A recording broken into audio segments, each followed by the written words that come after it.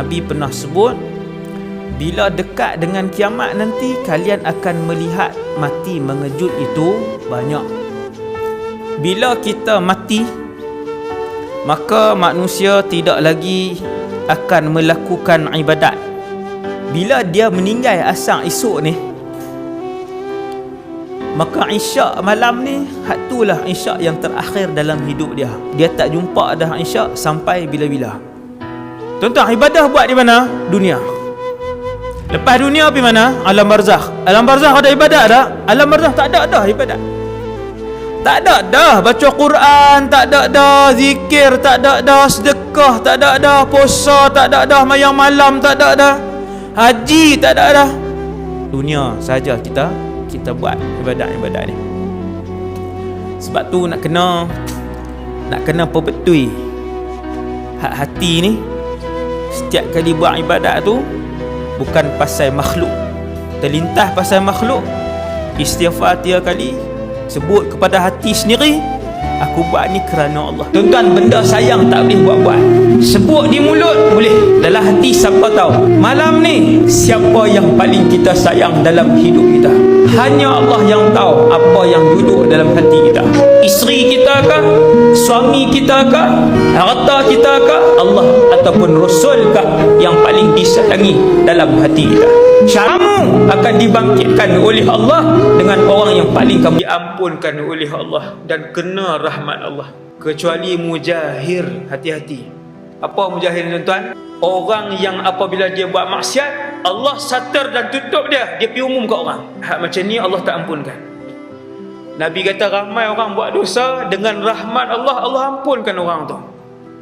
Sebab iman dia lemah, dia tak pernah berlagak di hadapan Allah, dia buat dosa. Dia tidak pernah bongkak di hadapan manusia sebab dia buat dosa. Dia tak pernah cabar Allah sebab dia buat dosa. Dia mengaku dia lemah. Dia simpan dosa yang dia buat, dia tak cerita ke orang. Dia tahu iman dia lemah, dia buat dosa. Ilal mujahir, Nabi kata, kecuali satu kumpulan jarang mendapat rahmat Allah.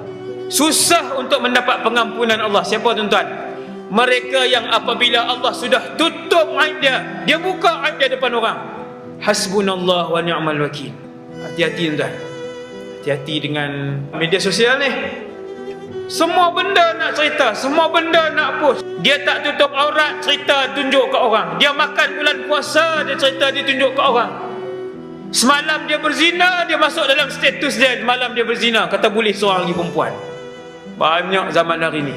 Kemudian dibaca dan dikongsikan puluhan ribu orang. Hasbunallah wa ni'mal wakil. Apa maksud sami Allahu liman hamidah? Allah mendengar sesiapa yang memujinya. Bila kita faham dalam solat ni, bila lagi faham, kita menghayati, insya-Allah bertambah nilai khusyuk kita setiap hari.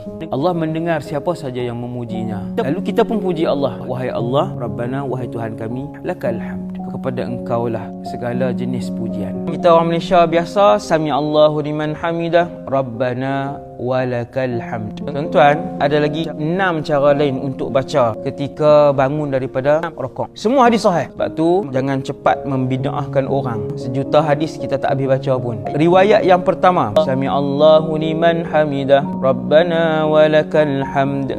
Satu. Yang kedua, sami Allahu liman hamidah, Rabbana lakal hamd. Apa beza dengan pertama tadi? Hak pertama tadi ada wa, yang kedua tak ada wa. Sebab tu dengar orang baca lain buat amalan yang sedikit berbeza dengan kita, jangan haram. Kita semua akan melihat api neraka Jahannam. Sebab padang mahsyar satu tanah yang luas, di hujung sana sekali ada titian sirat, di bawahnya neraka Jahannam, dan api itu menjelir-jelirkan tengkuk dan lidahnya keluar. Nabi kata bahkan Jahannam itu mempunyai mata dan suaranya yang tersendiri. Apabila dia memanjangkan lehernya keluar, dia akan memanggil, aina atba'i, mana dia pengikut-pengikutku? Aina man sayahtariquna fiyya, mana dia yang akan terbakar dan dibakar di dalamku? Wukiltu bi thalath, suara Jahannam itu akan didengari oleh seluruh penduduk mahsyar.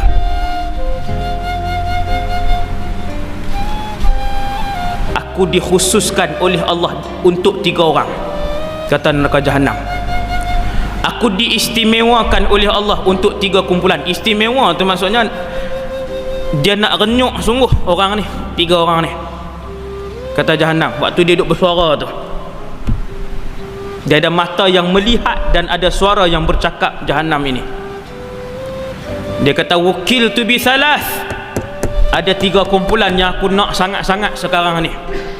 Kullu jabbarin anid, untuk semua orang yang takabur di atas muka bumi Allah. Hak belagak ni,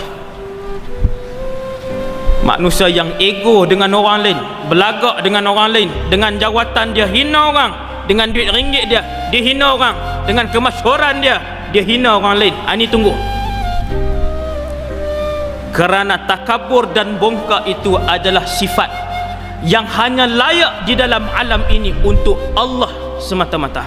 Semua orang senang-senang nak berjatuh orang lain, yang senang-senang nak hina orang lain, yang senang-senang nak zalimi orang lain dengan reta pangkat kemewahan kedudukan dia. Amal sini, kullu jabbarin anid. Wa man ja'ala ma'allahi ilahan akhar, sesiapa yang mensyirikkan Allah Azza wa Jalla. Ni neraka cukup mau ni, neraka Jahannam. Dan kata neraka Jahannam yang ketiganya orang-orang yang sani'u at-tamathil al-musawwirin, wabil musawwirin, kata neraka Jahannam, iaitu orang-orang yang membina berhala, yang membentuk berhala, yang buat berhala. Nah, 3 kumpulan ni yang paling awal dipanggil. Setiap hari Allah uji kita dengan pelbagai ujian. Setiap hari, selama mana roh belum berpisah daripada jasad, siapa pun orang itu, hebat macam mana pun dia, ujian belum selesai dan tidak akan selesai. Macam-macam Allah uji. Ujian kehidupan, ujian pekerjaan, ujian dengan anak, ujian dengan suami, ujian dengan isteri. Maka Nabi jawab kepada Sayyidina Ubay, memberikan jawapan kepada semua umat Nabi Muhammad sallallahu alaihi wasallam. Waktu Sayyidina Ubay tanya, ya Rasulullah, kalau macam tu aku jadikan seluruh zikir aku daripada pagi sehinggalah aku tidur, kesemuanya adalah selawat kepada kamu. Nabi pun sebut, tukfa hammuk wa yughfaru dzambuk. Ketika itulah semua kegelisahan kamu, keresahan kamu akan diuruskan oleh Allah Subhanahu wa taala, dan Allah ampunkan semua dosa kamu.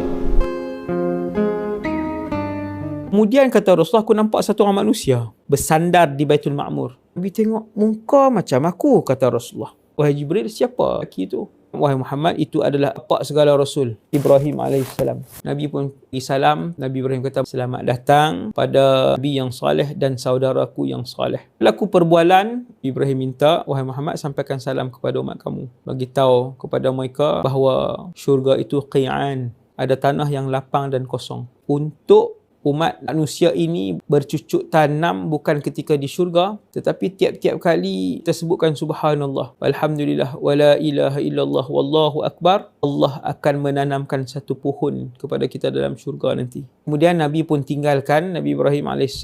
Nabi bergerak terus ke Sidratul Muntaha untuk mendapatkan kewajipan solat fardu 50 waktu sehari semalam. Nabi balik selepas menerima kewajipan itu. Nabi pun dalam perjalanan pulang, Nabi Musa tanya, wahai Muhammad, ni berapa Allah Ta'ala fardukan kepada umat kamu? Nabi kata 50 waktu. Nabi Musa kata, wahai Muhammad, umat kamu tak mampu nak sembahyang sampai 50. Dulu aku pernah cuba dah, umat aku pun sama juga. Wahai Muhammad, sementara kamu masih ada peluang, pergi balik, minta Allah kurangkan, wahai Muhammad. Tonton terbaik muka tak? Dia minta kurang. Bukan dengan manusia kan, dengan Allah Azza wa Jalla. Bila Nabi teringat kepada umat, Nabi lebih rahmat kepada umatnya daripada Musa AS. Nabi Musa seorang yang kasih umat, Rasulullah lebih tinggi kasih kepada umatnya. Nabi pun naik, minta Allah Ta'ala kurang. Bila Nabi turun, Nabi Musa tanya, wahai Muhammad, apa Allah kurangkan? Nabi pun sebut 45 ataupun 40. Nabi Musa kata, wahai Muhammad, 40 tu banyak, wahai Muhammad. Umat kamu tak mampu, wahai Muhammad. Kamu kena patah balik, wahai Muhammad, minta kurang. Rasulullah menebalkan mukanya demi ummah. Dipatah balik minta kurang dengan Allah sehingga beberapa kali. Dah 5-6 kali turun naik, tuan-tuan. Betapa malunya Nabi SAW. Semata-mata untuk pastikan umat ini mampu untuk melakukan solat. Bila dah jadi 5, Nabi Musa panggil Nabi Muhammad, wahai Muhammad, kamu nak balik dah ke? Ya. Wahai Muhammad, berapa tinggal? 5. Wahai Muhammad, 5 pun umat kamu tak boleh buat. 5 pun kamu akan tengok nanti Muhammad, umat kamu akan tinggal solat tak cukup 5. Di pandangan Musa AS, yang mana umat beliau adalah kedua yang teramai.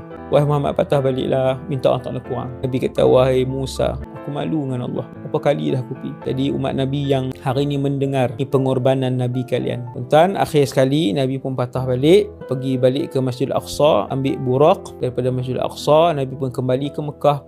Cuma nak bagi tahu, semakin dekat dengan kiamat, maka semakin jauh manusia dengan amal ibadah.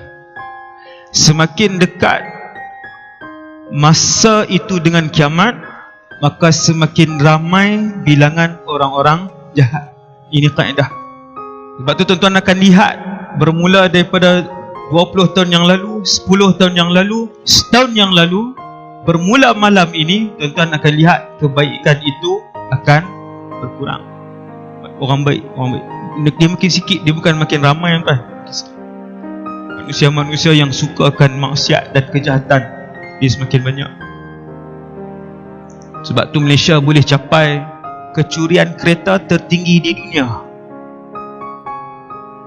Nombor 1, nak beritahu keadaan kita, bukan nak tunding jari orang ni, tidak. Beritahu keadaan kita, umat Islam dan umat Nabi Muhammad SAW hari ini. Sebab itu ada orang jumpa saya, Ustaz, saya tak mau semayang Ustaz, dan saya dah tak semayang selama 2 tahun. Saya forum di Ampang, ada seorang tu bagi surat kat saya, 5 live. Tetapi saya dengar ceramah Ustaz dalam YouTube, cerita tentang Bilal bin Rabah. Saya teriak malam tu sampai pagi. Dalam tu dia tulis, sebenarnya saya tak mau semayang, tapi saya dapat isteri yang bagus, dia kata. Saya dapat anak yang baik, saya dapat mak mentua yang baik, bapa yang baik. Tapi saya tak mau semayang Ustaz. Sebab apa? Kalau semayang takut Tuhan uji saya banyak-banyak. Sebab law ni saya dah selesa Ustaz, gaji dah banyak, kereta dah banyak.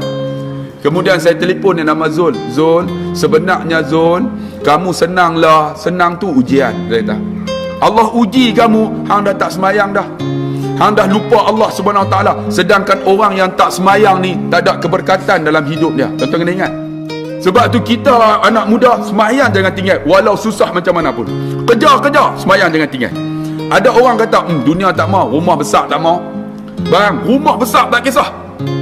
Tapi Nabi kata, rumah besar itu jika sekiranya dibaca Quran dalam dia, maka dia ada keberkatan. Dan Nabi kata, jika sekiranya rumah itu tidak dibacakan Quran, rumah itu seperti mana tanah perkuburan. Tuan-tuan, rumah besar tak ada masalah, kita baca Quran. Kita baca Quran, rumah itu menjadi sinar dalam hidup kita. Kita duduk tenang. Sebab tu dunia kita rebut memudahkan kita untuk akhirat. Dalam dunia ni, apa yang Allah uji, apa benda yang bukan dari Allah. Dari sekecil-kecil benda sampailah benda yang paling besar dalam kehidupan kita. Semua orang ada pengalaman diuji dengan ujian besar, termasuk saya. Nabi kata, sehinggalah kamu berjalan, tiba-tiba jari kamu terkena satu duri. Kecil saja dia punya calar dia. Itu juga ujian daripada Allah Subhanahu Wa Taala, kata Rasulullah. Apabila manusia beriman itu sabar, maka dia mendapat markah ketika itu. Jangan terlepas pandang benda-benda kecil. Dia datang daripada di dalam rencana Allah Subhanahu Wa Taala. Tuan-tuan, letak ni, nasihat ni saya tujukan nombor 1 untuk diri saya dan juga kepada orang yang selalu mendengar. Sekecil-kecil benda. Tuan-tuan susun slipper, keluar daripada pejabat, orang pijak slipper tu dekat tapak kaki.